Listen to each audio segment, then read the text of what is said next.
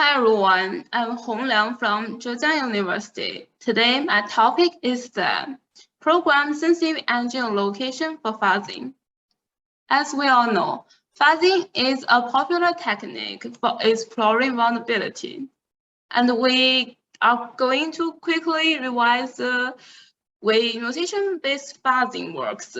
So basically, mutation-based fuzzing means that we start with a target program and some seeds. The fuzzer mutates a seed to generate a test case, executes the program, and observes the coverage and crash signals. New interesting test case that covers new coverage will be put into the seed pool. And then the fuzzer chooses the next seed and mutates it at a specific time, the energy allocation strategy. As we can imagine, the effectiveness of fuzzing largely depends on the energy allocation strategy. In previous works, some fuzzers define several key properties to estimate the potential of the seeds, and others design corresponding algorithms based on the key properties. However, existing solutions use fixed metrics for different programs and ignore that the efficiencies of key properties is different across different programs.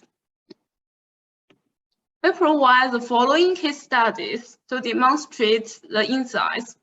Here we select 9 common properties and evaluate their efficiency during fuzzing. There is one issue we would like to discuss first. Two seeds with the same properties performs well on every program. Intuitively, it does. However, the results on PDF images breaks our assumption, and the seeds that execute faster or have shorter file sizes don't perform well as AFL considers. Similarly, we have the following conclusion. Seeds with the same property have different efficiency on different programs. Seeds with same properties have similar efficiency in 4 repeated trials on program. Seeds with different property have different efficiency on 4 repeated trials on program. All in all, a program-sensitive energy allocation strategy should be proposed, which is the motivation of our paper. In the following, we will introduce our method SAM. To achieve the program-sensitive energy allocation, we design 3 stages: the exploration stage, the update stage, and the exploitation stage.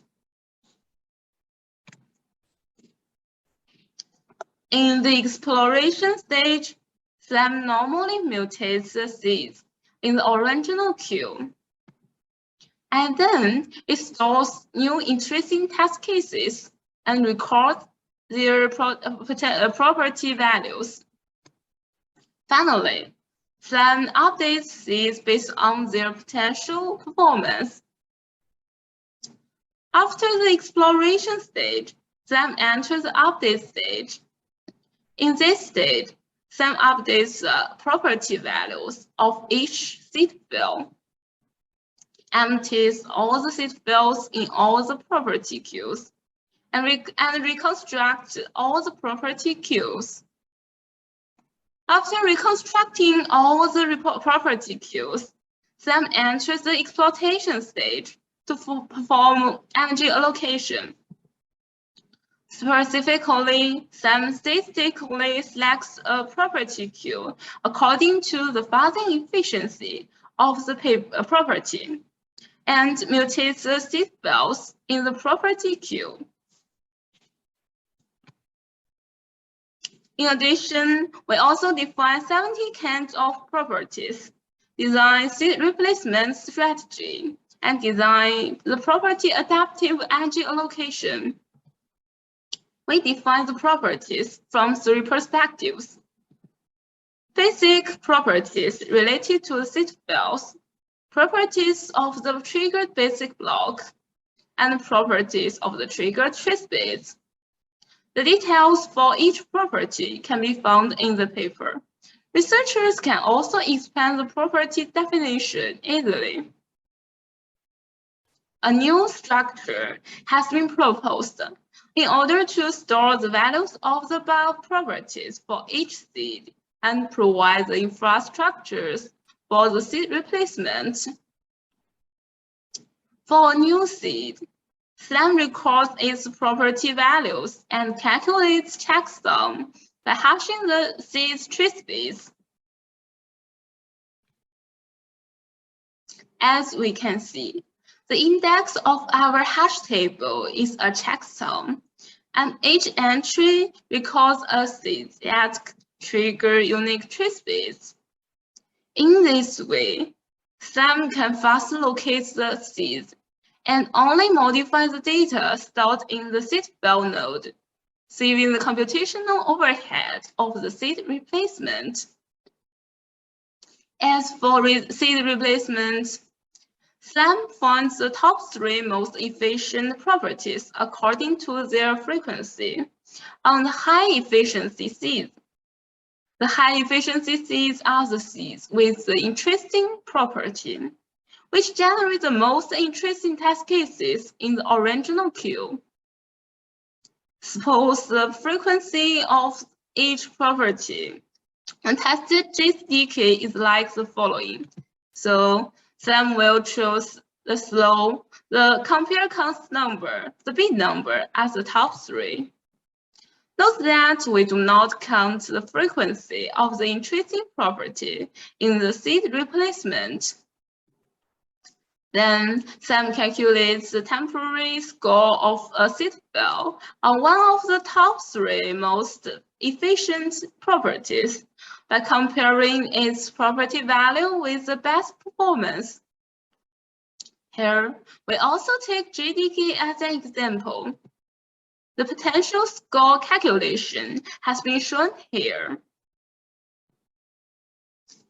Last but not least, we design a customized UCBV algorithm.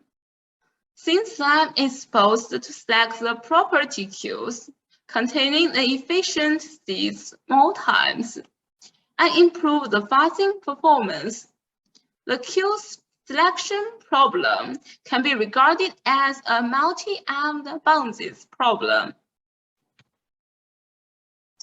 The customized UCBV algorithm regards upper confidence bounds of the estimate interval as the reward. That is the UCBV array here. SLAM estimates the confidence interval for the number of newly discovered interesting test cases. If selecting a property queue in the exploitation stage, a detailed explanation of the formula can be seen in the paper. Up to now, all the components in SLAM have been discussed, including the 3 iterative stages, the property definition, the new queue structure, and the customized UCBV algorithm. The program-sensitive energy allocation works with all of them. We also conduct a lot of experiments to evaluate the performance of SLAM here. The experiment settings have been shown here.